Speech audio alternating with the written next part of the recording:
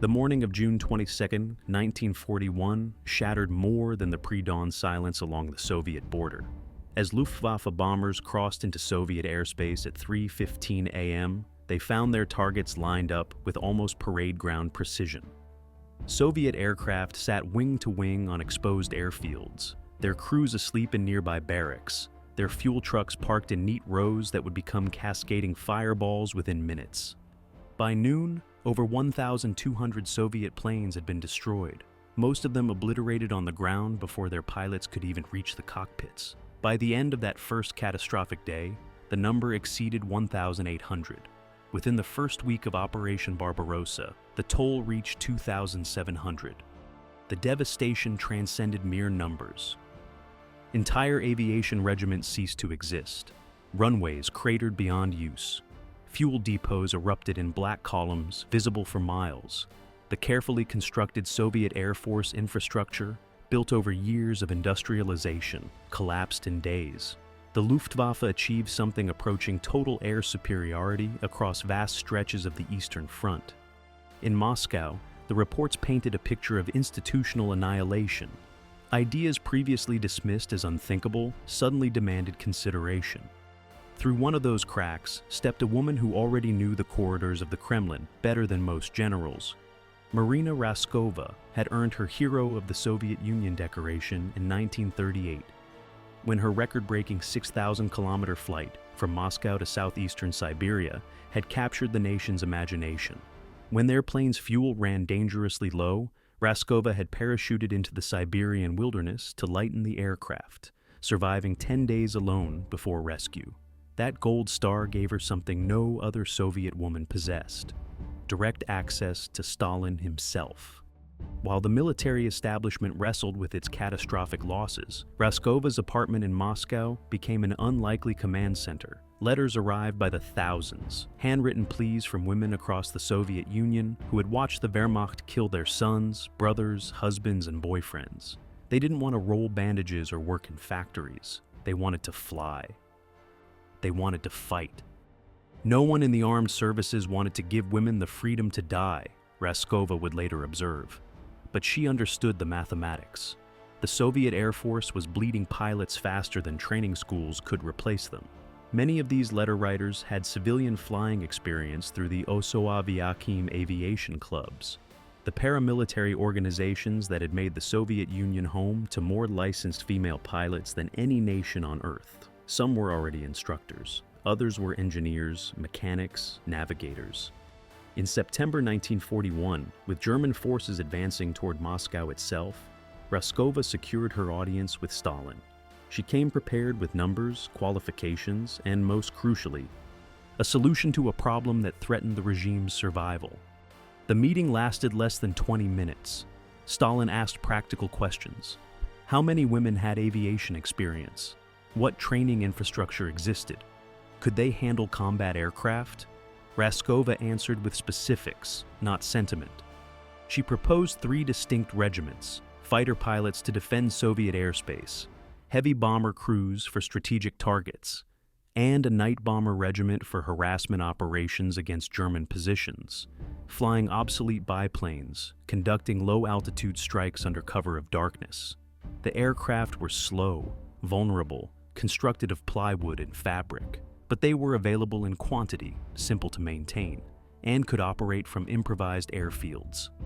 On October 8th, Stalin signed State Defense Committee Order ISO 199. The document authorized the formation of 3 female aviation regiments: the 586th Fighter Aviation Regiment, the 587th Bomber Aviation Regiment, and the 588th Night Bomber Aviation Regiment. Each would be staffed entirely by women: pilots, navigators, mechanics, armorers. Raskova would oversee their formation. The order transformed possibility into policy. The 588th Night Bomber Regiment would receive its obsolete biplanes and impossible mission. Among the approximately 400 women who arrived at Engels Air Base that winter was a 19-year-old flight instructor named Nadezhda Popova. She had grown up near the Donetsk coalfields in Ukraine, the daughter of a railway man, and had joined a flying club at 15 out of pure restlessness. a girl who loved music, song, and dance, but craved something that felt like adventure. The adventure found her in June 1941 when German pilots strafed the streets of her hometown. She remembered their smiling faces as they gunned down fleeing women and children. Seeing this gave me feelings inside that made me want to fight them, she would later recall. Her brother Leonid was killed at the front. The Nazis commandeered her family's home as a Gestapo police station. When she tried to enlist as a pilot, the military turned her away. Women weren't allowed in combat. Then came Raskova's call. The Polikarpov PO-2 was not a weapon. It was a training biplane, a docile aircraft designed to teach student pilots the fundamentals of flight before they graduated to actual combat machines. By 1941, the PO-2 was already obsolete, a relic of 1928 aviation engineering that had somehow survived into a war defined by Messerschmitts and Stukas. Its maximum speed barely exceeded 94 miles per hour. Its open cockpit offered no protection from wind, rain, or enemy fire. Its wooden frame and fabric covering could be punctured by rifle rounds. It carried no radio, no defensive guns, no armor plating. The bomb payload was so minimal, roughly 770 pounds, 2 bombs under each wing, that ground crews would joke the aircraft couldn't destroy anything larger than a supply depot. This was the aircraft assigned to the 588th Night Bomber Regiment. It was like a coffin with wings, one pilot would later describe it. The PO-2 was not a symbol of Soviet innovation. It was a symbol of how thoroughly the Wehrmacht had gutted Soviet air power, how completely the invasion had forced the military to weaponize its own training infrastructure. The women who arrived at Engels Air Base expecting to become bomber pilots found themselves staring at machines their instructors had flown as students. They also discovered the Soviet military had no women's uniforms. They received hand-me-downs from male soldiers, oversized boots that required stuffing with rags and torn bedding just to stay on their feet. Flight suits sized for men twice their weight. Senior Lieutenant Maria Akilina would later describe the conditions. We didn't wear socks, only foot cloths, big bandage-like wraps. We had to re-sew our uniforms. They were men's uniforms and didn't fit. For our breakfast, we had a dry piece of bread. We worked so hard and slept so little and had so little proper food that when I was working, streams of tears ran down my face while I was cleaning devices in the petrol and affixing bombs to the aircraft at dawn. Everyone, regardless of skill or experience, was required to cut her hair to 2 finger widths above the ears. The haircut made them distinctly boyish looking. All were willing to sacrifice their femininity to reach the front. But Raskova established the first slogan of the regiment: "You are a woman, and you should be proud of that." Inside these obsolete machines, a tactical relationship was forming that would transform liability into lethality. Each PO-2 carried 2 women, separated by just a few feet of fuselage, but connected by absolute interdependence. The pilot in the front cockpit, the navigator in the rear. The navigator's position was the more technically demanding. Crammed into the rear cockpit with rudimentary maps, a compass, and a stopwatch, she had to locate targets in complete darkness, using visual landmarks that dissolved into shadow the moment the sun set. Rivers became black voids. Roads vanished. Villages showed only as scattered points of light that could be German encampments or Soviet positions, or simply farmers who hadn't learned that illumination meant death from above.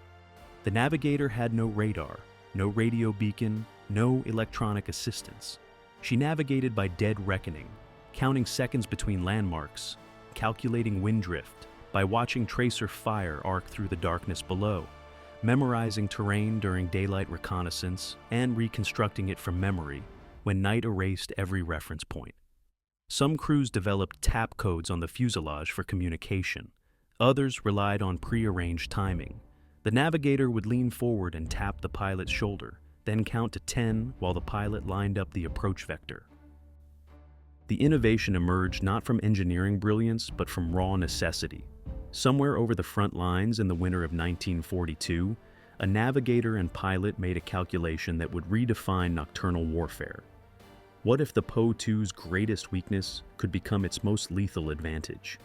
The technique began with the navigator locating the target through darkness, trench lines, artillery positions, supply depots identified by the faintest variations in shadow, and the occasional careless campfire.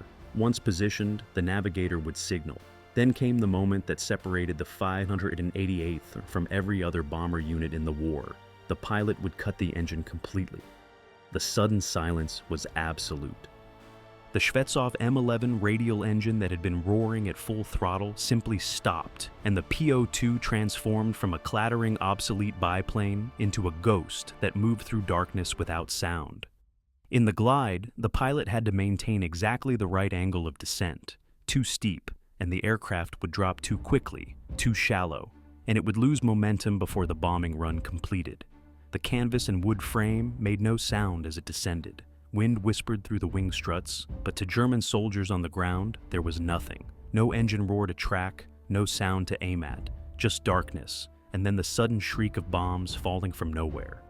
Only after the bombs fell would she restart the engine, the roar announcing her presence exactly when it no longer mattered. The first operational missions came on June 28, 1942, near the Salsk-Stavropol front. The regiment's baptism by fire took aim at German headquarters and succeeded. Soon they were bombing river crossings on the Mayus, Severny Donets, and Don rivers, hitting roads in the Sal steppes and Stavropol suburbs. They flew in waves throughout the night. One Po-2 would appear from the darkness, drop its payload, and vanish before defenders could organize a response. 20 minutes later, another would arrive from a different direction, then another. Then silence for an hour before 3 more came in succession. The pattern was the absence of pattern, randomness weaponized into psychological assault.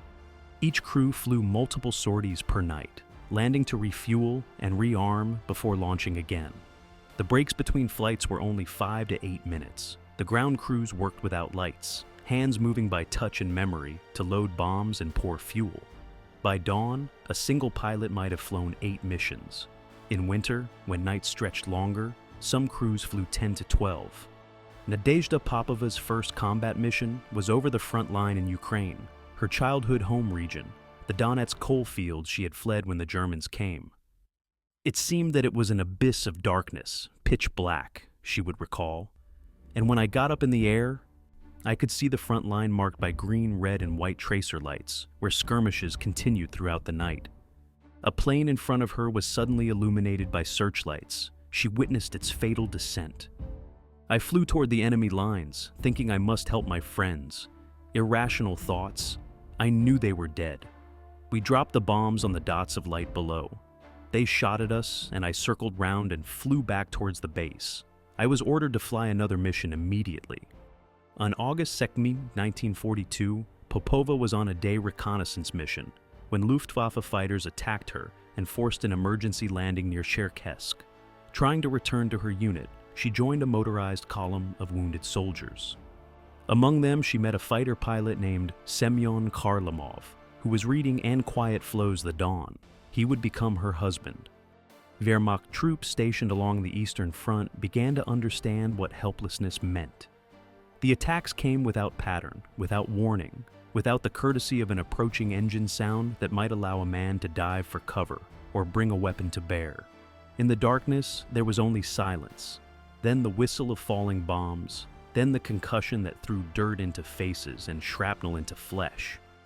We were bombing the German positions nearly every night, and none of us was ever shot down, recalled pilot Serafima Amosova-Taranenko. The Germans began saying these are night witches, because it seemed impossible to kill us or shoot us down.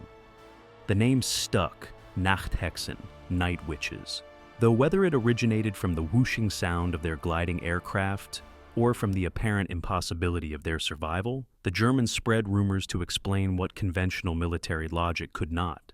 Soviet pilots, they whispered, had been given special injections that granted them feline night vision. They were criminals, masters at stealing, sent to the front as punishment. They possessed supernatural powers. Any German pilot who managed to shoot down a night witch was automatically awarded the Iron Cross, a testament to how difficult the feat had become. The Germans responded with searchlight batteries that swept the night sky in coordinated patterns. Illuminated from below, the flimsy Po-2s were no match for flak guns and tracer bullets. Around Stalingrad, the Wehrmacht developed what the Russians called a flak circus, rings of anti-aircraft guns and searchlights arranged in concentric circles around probable targets. The Night Witches answered with an innovation of their own. They flew in formations of three. Two planes would go in and deliberately attract the attention of the Germans. When all the searchlights pointed at them, the two pilots would suddenly separate, flying in opposite directions and maneuvering wildly to shake off the searchlight operators. Meanwhile, the third pilot would fly in through the dark path, cleared by her teammates, and hit the target virtually unopposed. She would then get out, rejoin the other two, and they would switch places until all three had delivered their payloads. As Nadia Popova noted, it took nerves of steel to be a decoy and willingly attract enemy fire, but it worked. German fighters confronted a tactical paradox that no amount of skill could overcome. The Messerschmitt Bf 109 stall speed, roughly 150 to 168 kilometers per hour, was higher than the PO2's maximum cruise speed of approximately 150 kilometers per hour. A German pilot attempting to intercept a Night Witch had to slow down to engage, but slowing down meant falling out of the sky.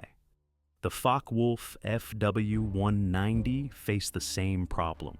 Pilots reported the humiliation of overshooting their targets repeatedly, unable to match the PO2's crawling pace and tight turning radius at low altitude. When a Night Witch threw her biplane into a sharp turn at an airspeed that would have sent a German fighter into an unrecoverable stall, the Messerschmitt pilot had no choice but to make a wider circle and come back for another try, only to be met by the same tactic, time after time. Some Night Witches flew so low they were hidden by hedgerows. Some German fighters, attempting to follow them at low altitude, slammed into hillsides. The Po-2 was also nearly invisible to detection systems. Its wood and canvas construction produced minimal radar signature. Its small 110 horsepower engine generated so little heat that infrared seekers couldn't track it. The Night Witches used no radios, so radio locators found nothing. The winter of 1942-43 was brutal. During the Battle of Stalingrad, temperatures plummeted to minus 48 degrees Celsius. Parts of the aircraft became so cold that touching them with bare skin meant leaving flesh behind. The open cockpits offered no protection. When the wind was strong, it would toss the plane, Popova recalled. In winter, when you'd look out to see your target better, you got frostbite. Our feet froze in our boots. But we carried on flying. One navigator joked she would write a thesis on freckle removal via frostbite after her cheeks froze during a mission. The women flew without parachutes, partly to save weight and carry another 20 kilograms of bombs, but also because at the altitudes they operated, parachutes would have been useless anyway. If fire caught a PO2, the canvas ignited instantly. The aircraft would burn completely in the air before reaching the ground, like a match. For protection against enemy fighters, until 1944, the crews carried only TT pistols. Machine guns were eventually added late in the war, but for most of their operations, if a Night Witch encountered a German interceptor, her only defense was to dive and pray. On the night of July 31, 1943, during the German counteroffensive on the Taman Peninsula near Novorossiysk, the Night Witches approached German positions and noticed something wrong. The anti-aircraft batteries were strangely silent. Suddenly, flares lit up the skies. It was a German night fighter attack. Oberfeldwebel Josef Kochok, a Luftwaffe pilot who would earn the nickname Hexenjäger, Witch Hunter, shot down 4 PO2s that single night. The regiment suffered casualties it had never experienced before. For the first time in their operational history, the 588th was grounded, forced to stand down for an entire night to recover. Kochiak received the Knight's Cross of the Iron Cross for his feat. By the time of his death in an air collision 2 months later, he had accumulated 33 aerial victories on the Eastern Front, 21 of them at night. The Night Witches returned to the sky the next night. They did not stay grounded for long. The regiment's relentless performance earned recognition. In February 1943, they received the Guards designation, an elite status that transformed them from the 588th Night Bomber Regiment into the 46th Guards Night Bomber Aviation Regiment. Later that October, After their operations on the Taman Peninsula helped break through German defensive lines and liberate Novorossiysk, they earned the honorific Taman, becoming the 46th Taman Guards Night Bomber Aviation Regiment. The campaigns accumulated. The Battle of the Caucasus, where they defended Vladikavkaz, flying 2,120 sorties throughout the operation. The Kuban bridgehead, where they helped break through the German Blue Line defenses. The Crimean Offensive, and the fight for Sevastopol. Belarus, helping liberate Mogilev, Minsk, and Białystok. Poland, participating in operations around Warsaw and Ostrołęka. The East Prussian Offensive, the liberation of Gdynia and Gdansk. Their final mission took place on May 4, 1945, when the Night Witches flew within 37 miles of Berlin. 3 days later, Germany surrendered. By the war's end, Irina Sibrova had completed 1,008 sorties, more than any other Night Witch, an astonishing record of survival across 3 years of combat operations in an aircraft that offered no protection and courted death on every mission. Nadezhda Popova finished the war with 852 missions. Once, after a successful flight, which is to say, a flight she survived, she counted 42 bullet holes studding her little plane, right down to her map and her helmet. "Katya, my dear," she reportedly remarked to her navigator, "we will live long." In Poland, she reached her personal record, 18 sorties in a single night with navigator Yekaterina Ryabova. For completing 737 sorties, she was awarded the title Hero of the Soviet Union on February 23, 1945, and appeared on the cover of Komsomolskaya Pravda. Decades later, she would say, "I sometimes stare into the blackness and close my eyes. I can still imagine myself as a young girl up there in my little bomber, and I ask myself, Nadia, how did you do it?" Throughout the war, 261 women served in the regiment. They flew 23,672 combat sorties across 1,100 nights of active combat. Collectively, they accumulated 28,676 flight hours, the equivalent of 1,091 full days in the air. They dropped over 3,000 tons of bombs and more than 26,000 incendiary shells. They damaged or destroyed 17 river crossings, 9 railways, 2 railway stations, 26 warehouses, 12 fuel depots, 176 armored cars, 86 firing points, and 11 searchlights. They made 155 supply drops of food and ammunition to Soviet forces. 23 members received the title Hero of the Soviet Union. Yevdokia Nosal was the first, awarded posthumously, the first female pilot ever to receive the honor after death. 2 more would later be named Hero of the Russian Federation. One became a Hero of Kazakhstan. Major Yevdokia Bershanskaya, who commanded the regiment from its formation until the end of the war, received the Order of Suvorov, the only woman ever to receive that particular decoration. 32 members died during the war. 28 aircraft were lost. The regiment operated under the same Soviet system that made heroism possible, an arbitrary cruelty routine. Senior engineer Sofia Ozerkova destroyed her Communist Party card during a retreat from an encircled airbase. She had chosen to stay behind to deny the Germans a PO-2 undergoing repairs. Following her return to the regiment, she was sentenced to death by a military tribunal in 1942 because she could not produce the card. She refused to appeal the sentence as a show of loyalty to the party, but the political commissar intervened on her behalf. Her sentence was suspended and she was reinstated. Mechanics Raisa Kharitonova and Tamara Frolova were sentenced to 10 years of imprisonment for dismantling a flare, the kind navigators use to illuminate bombing targets, and using the small silk parachute inside to sew undergarments. The Soviet military, after all, had provided no women's underclothes. Both were eventually retrained as navigators.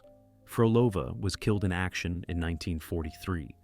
Despite the severity of their circumstances, or perhaps because of it, the women of the 588th created their own culture. They followed 12 commandments that Marina Raskova had established. The first, be proud you are a woman. When weather caused the cancellation of a mission, everyone stayed at the airfield and danced. It would never come into any man's head to do that while waiting for permission to fly, recalled Marina Raskova, the regiment's chief of staff. They embroidered their uniforms with flowers and other patterns. They decorated their planes with flowers. They used their navigation pencils, the ones meant for marking maps in the dark, as eyeliner and lipstick. They gathered to share fairy tales, sing, and on the rare occasions when they were given any kind of leave, get drunk. They called themselves Raskovi, belonging to Raskova. Navigator Galina Brok-Beltsova explained, "She was brave, and so we were brave." Marina Raskova did not live to see the full measure of what she had created. On January 4th, 1943, she was finally sent to the front line to lead her own unit, the 587th Bomber Regiment, flying the modern Petlyakov PE-2 dive bombers she had always hoped to command. Bad weather struck during a routine flight to the regiment's new base. When she tried to land, her plane crashed into an embankment on the other side of the Volga. She and her crew were killed instantly. She was 30 years old. She had never flown a combat mission. Stalin ordered a state funeral, the first of World War II. Her ashes were interred in the Kremlin wall, the highest honor the Soviet state could bestow. Many pilots carried her photograph in a pocket of their flight suits for the rest of the war, a memento and token of good luck.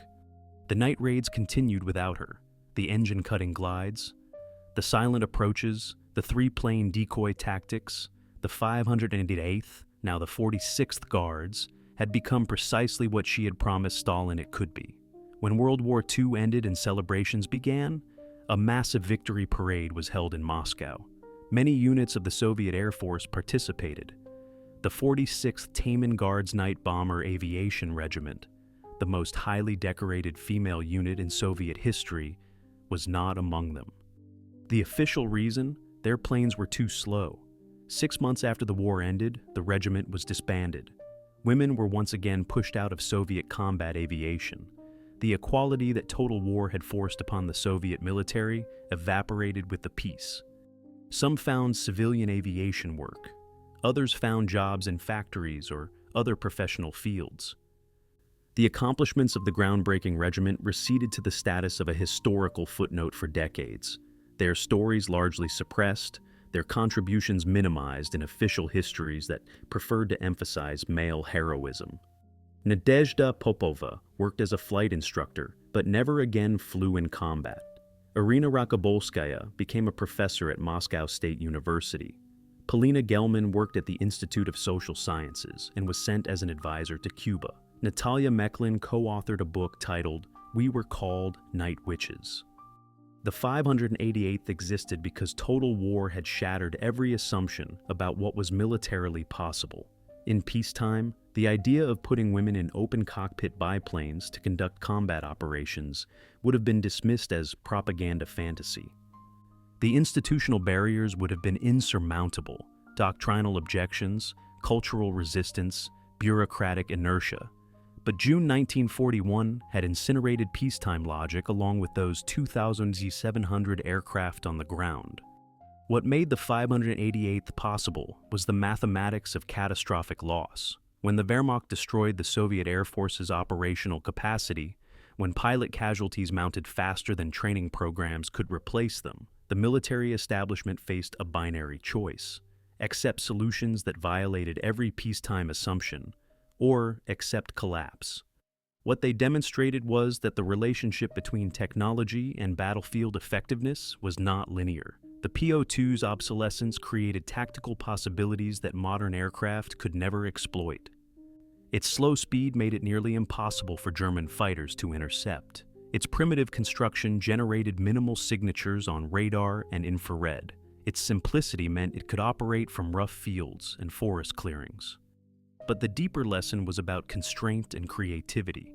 The Wehrmacht, equipped with superior technology and operating within established doctrine, never considered the tactics the 588th employed because their equipment didn't force them to. German bombers had powerful engines, so they never thought to cut them. They had enclosed cockpits and sophisticated instruments, so they never developed the intimate relationship with darkness that the Night Witches forged. The women of the 588th proved that under the right conditions, with the right innovation, Obsolete equipment in the hands of motivated crews willing to accept extraordinary risk could achieve effects that sophisticated weapons systems could not. Nadezhda Popova lived until 2013, dying in Moscow at the age of 91. In her final decades, she became the most famous surviving night witch, the face of a story that the world was only beginning to rediscover. By contrast, most American bomber pilots during World War II were rotated out of combat if they survived 25 missions. Popova flew 852.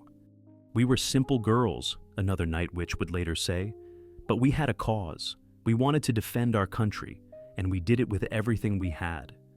If you enjoyed this story, hit subscribe for more World War historical deep dives every week. Thanks for watching.